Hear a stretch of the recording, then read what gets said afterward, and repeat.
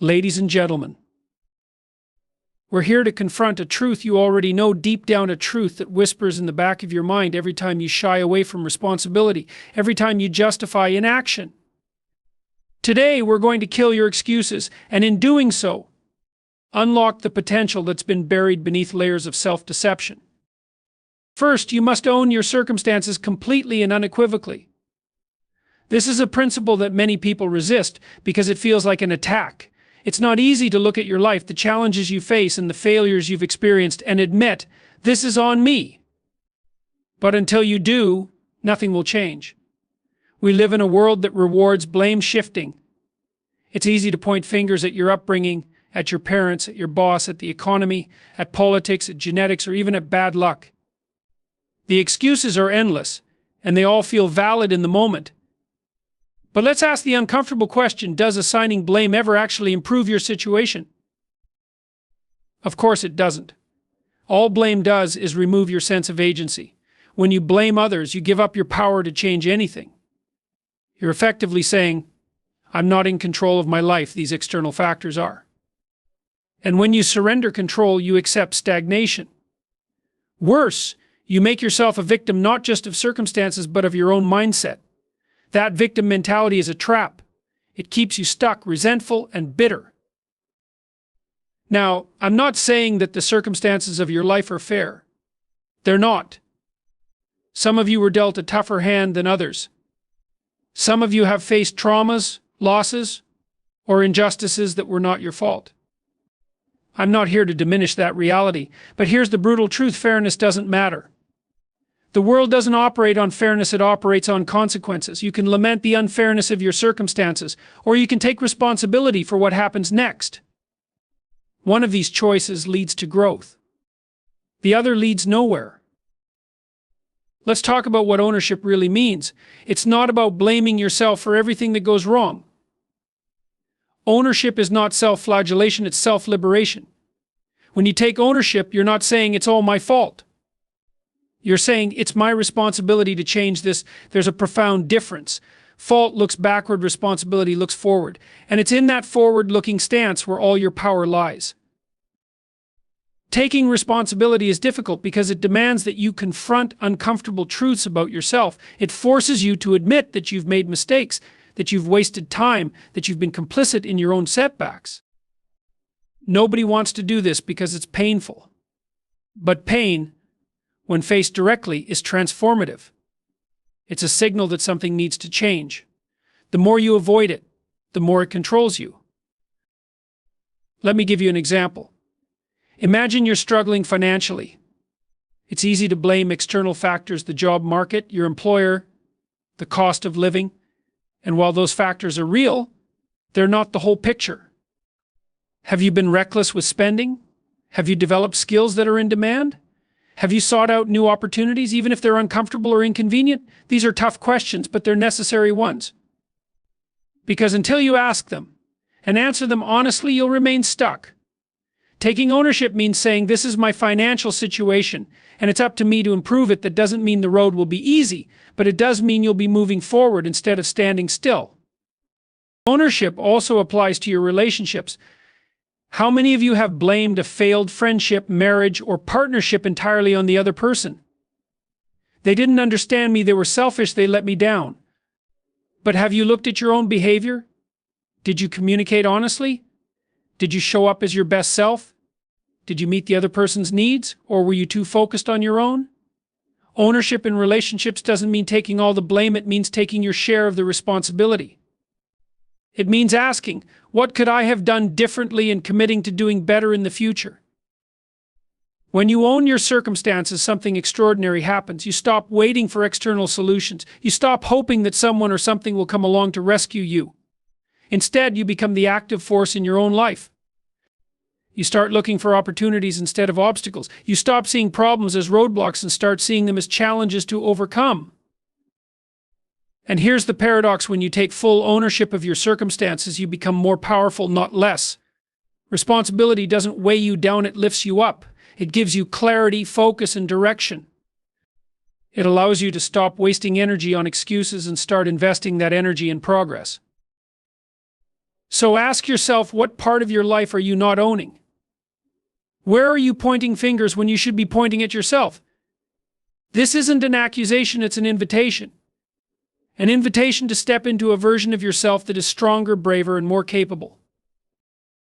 Owning your circumstances is the foundation of all personal growth. It's the first step in killing your excuses, and it's the gateway to a life of purpose and meaning. So stop running from responsibility. Stop avoiding the hard truths. Look at your life and say, this is mine to fix, because when you do, you'll discover something remarkable, that you are far more powerful than you ever imagined. The idea that good enough is acceptable is one of the most dangerous traps you can fall into. It sneaks into your mind disguised as self-compassion, as though settling for mediocrity is some kind of act of kindness to yourself. It's not. It's the slow poison of complacency, and it robs you of the extraordinary life you could lead if you were willing to push beyond what feels comfortable. Let's start by being brutally honest. What does good enough even mean? It's a vague, hollow phrase. Good enough compared to what? Compared to someone who's struggling more than you. Compared to the bare minimum required to scrape by.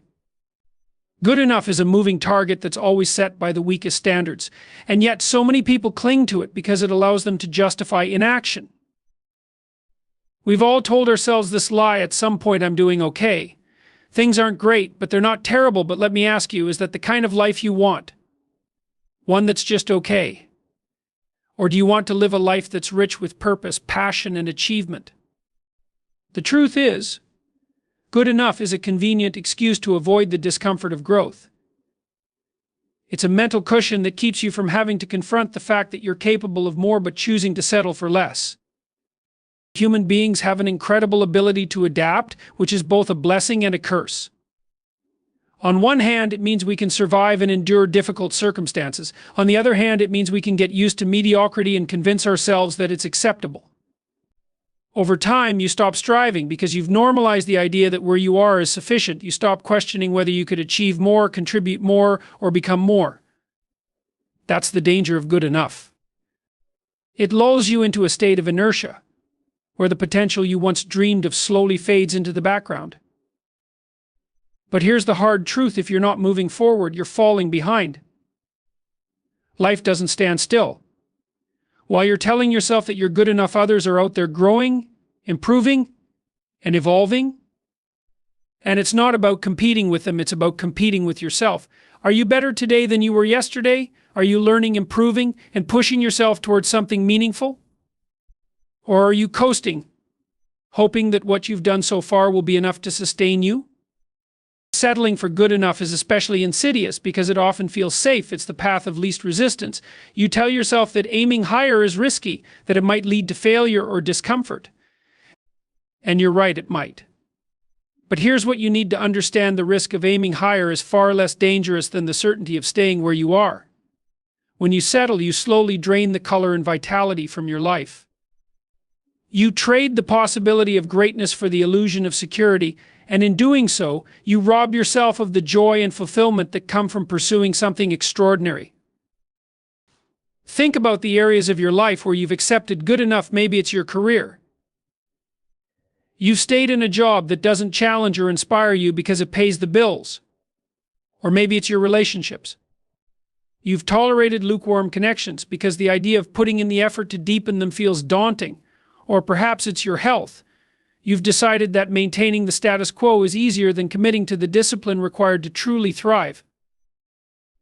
In every one of these areas, the question isn't whether you can survive at your current level, it's whether you can thrive. And thriving requires more than coasting along on autopilot.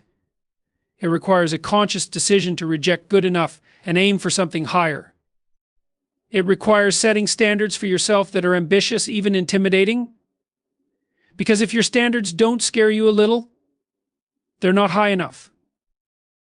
Rejecting good enough doesn't mean you're ungrateful for what you have. Gratitude and ambition can coexist. You can appreciate where you are while striving for more. In fact, that's the healthiest mindset you can cultivate, one that celebrates progress while always seeking improvement. Gratitude is about acknowledging your blessings. Ambition is about honoring your potential. So how do you break free from the good enough mindset? Start by being honest with yourself. Take a hard look at your life and ask, where am I settling? Don't sugarcoat it. Be brutally honest. Then ask yourself what it would look like to aim higher. What would it take to go from good to great? From surviving to thriving? Write it down. Make it real. And this is the most important part, start taking action.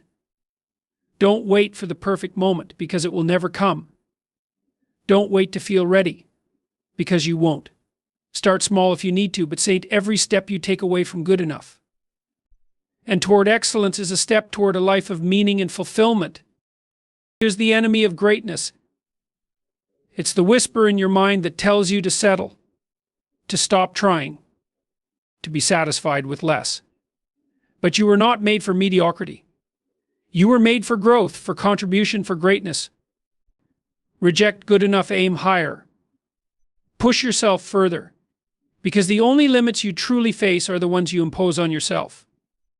Discipline must trump feelings if you want to achieve anything meaningful in your life. This is not a popular idea. In fact, it goes against the grain of much of modern thinking, which prioritizes feelings above all else. We are constantly told to listen to your emotions, follow your heart, or wait until you. How often do your feelings truly guide you toward what's best for you? More often than not, they act as barriers, convincing you to take the easy road, avoid discomfort, or procrastinate. Feelings are fleeting. They change with the wind. One day you wake up motivated and energized. The next day, you can barely pull yourself out of bed. If you let your emotions dictate your actions, you'll be at their mercy, tossed around like a leaf in the wind, moving in whichever direction they blow. And let's be clear, your feelings are not concerned with your long-term success or growth. They're concerned with comfort, with avoiding pain, with seeking immediate gratification. Comfort isn't inherently bad. It has its place, but it's not where growth happens. Growth happens in discomfort, in the moments when you push past your feelings of doubt, fear, or fatigue and act anyway. Discipline is what bridges the gap between where you are and where you want to be. It's the mechanism by which you override your emotions and do what needs to be done, regardless of how you feel in the moment. Think about the people you admire most, whether they're athletes, entrepreneurs, artists, or leaders. Do you think they got to where they are by only acting when they felt like it? Of course not. They got there because they showed up every single day, whether they were motivated or not. They didn't rely on feelings, they relied on discipline. They understood that consistency, not occasional bursts of inspiration, is what leads to greatness. Let's break this down into practical terms. Imagine you've set a goal to improve your health by exercising regularly. On the first day, you feel excited and motivated. You lace up your shoes and hit the gym with enthusiasm. But what happens on the third day when you're sore and tired? What happens on the 10th day when it's raining outside and your bed feels warm and inviting? This is where discipline steps in. Discipline is the voice that says, I know you don't feel like it, but we're doing this anyway. Discipline is not about being rigid or harsh with yourself. It's about keeping the promises you've made to yourself. It's about recognizing that your long-term goals are more important than your short-term comfort. Every time you choose discipline over feelings, you strengthen your ability to act in alignment with your values and priorities. You build trust in yourself, knowing that you'll do what needs to be done even when it's hard. There's a common misconception that discipline means suppressing your emotions or becoming a machine. That's not true. Discipline doesn't ignore your feelings, it simply doesn't let them drive the car. Your feelings can be passengers, they can inform you, they can offer insights, but they don't get to decide where you're going or how you'll get there. This principle applies to every area of life. In your career, there will be days when you don't feel like putting in the extra effort, but that effort is what sets you apart. In your relationships, there will be times when you don't feel like having a difficult conversation, but that conversation is what deepens trust and intimacy. In your personal development, there will be moments when you don't feel like facing your weaknesses, but that's where real growth begins. The truth is, the people who achieve extraordinary things are not the ones who are always motivated or inspired. They are the ones who act despite their feelings. They are the ones who understand that action creates momentum, and momentum sustains motivation. Too many people sit around waiting to feel ready, waiting for the right moment, waiting for inspiration to strike. But readiness is a myth, and inspiration is unreliable. The right moment is the one when you decide to act. There's a quote that says, "You don't rise to the level of your goals, you fall to the level of your systems. Discipline is your system." It's the daily habits, routines, and actions that carry you forward when motivation fades. It's waking up early to work on your dreams while others are still sleeping. It's saying no to distractions and yes to the things that matter. It's choosing growth over comfort, progress over stagnation, and purpose over convenience. Let's be honest, discipline is not glamorous. It's not flashy or exciting. It's often tedious, repetitive, and downright hard. But it's also the most powerful tool you have for creating a life of meaning and achievement. And here's the paradox: the more you practice discipline, the easier it becomes. Each time you choose discipline over feelings, you build resilience. You train your mind to prioritize what's important over what's easy. So the next time you don't feel like doing something you know is necessary, remember this: your feelings are temporary, but the results of your actions are lasting. Discipline is what will carry you through when motivation fades. Discipline is what will turn your dreams into reality. And discipline is what will allow you to look back on your life with pride, knowing that you didn't let fleeting emotions dictate your destiny. Imagine looking in the mirror 5 years from now. The person staring back at you is the culmination of every choice you've made between now and then. Every excuse, every effort, every moment you decided to act or not to act will have shaped the life that person is living. The mirror test is simple but profound. Can you meet your own eyes and say, "I gave it my all"? Or will you see the weight of regret, the knowledge that you allowed excuses to dictate your path? This isn't a rhetorical exercise, it's a reality that every one of us will face. The mirror test asks a question most people are too afraid to confront. Are you living in alignment with the person you want to become? Excuses provide a temporary reprieve from responsibility, but they don't disappear. They accumulate like debts, and one day you'll have to pay. The question is whether you'll look in the mirror with pride or with regret. Regret is a heavy burden, but it's avoidable. It stems from a gap between your potential and your actions. Every time you make an excuse, every time you justify inaction or settle for less, you widen that gap. And while the pain of discipline is sharp but temporary, the pain of regret lingers. It's the voice in your head that whispers, "You could have been more." Now, let's be clear, we all make excuses. It's part of being human. Life is unpredictable and obstacles are real. But the mirror test isn't about perfection, it's about effort. Did you try? Did you fight through the resistance? Did you take ownership of your life even when it was hard? The mirror reflects more than your face, it reflects your integrity. When you examine your future self in that mirror, think about the goals you've set for yourself. Are you working toward them? Or are they just dreams you revisit when it's convenient? Goals are meaningless without consistent action. And excuses are the easiest way to derail that action. They sound reasonable in the moment: "I'll start tomorrow," or "It's not the right time." But let me tell you something, there is no perfect time. Tomorrow is not guaranteed. Every excuse you make is a choice to delay your progress. The mirror test also challenges you to evaluate your priorities. Are you spending your time on things that truly matter, or are you distracted by what's easy or urgent? It's easy to get caught up in the chaos of life and lose sight of what's important.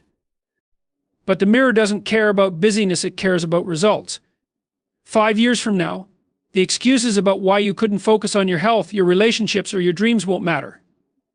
What will matter is whether you prioritize them enough to act.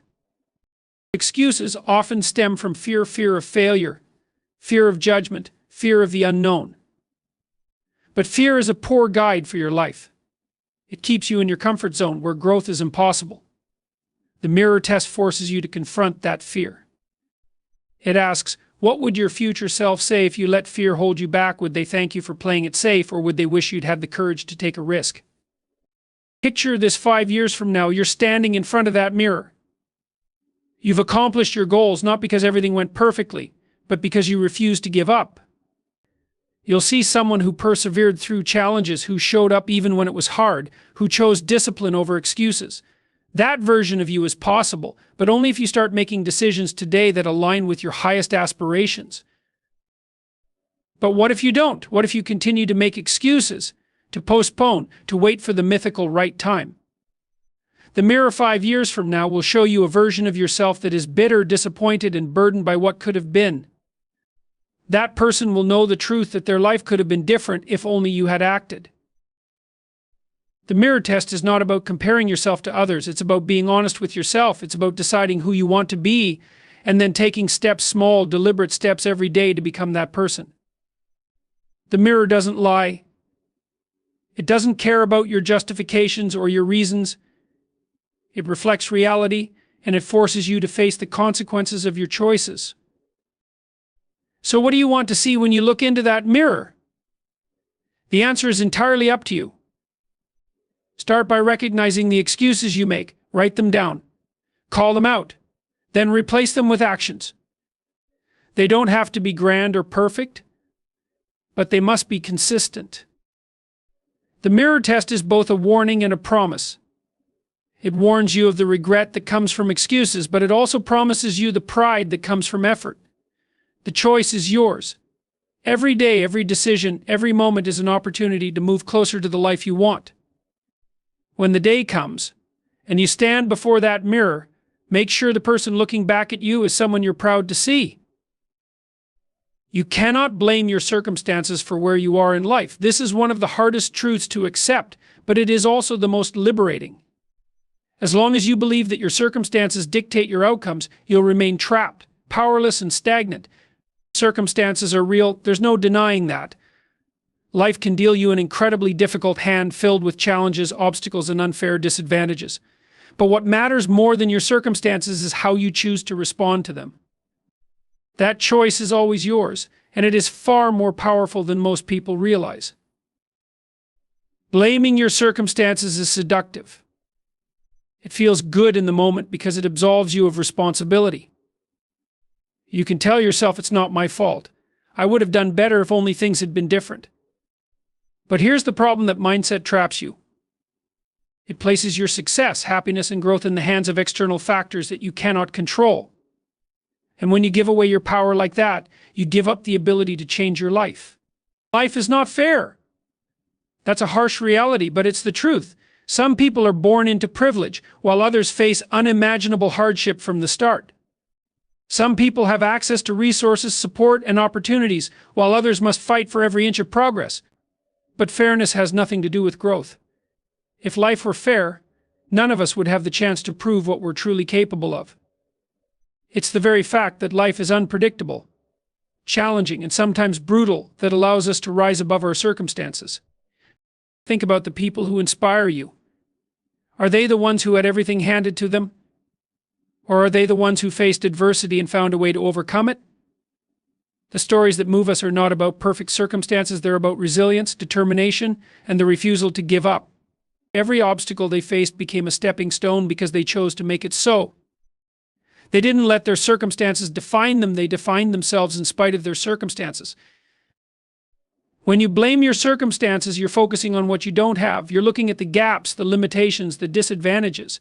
But what if you shifted your focus to what you do have?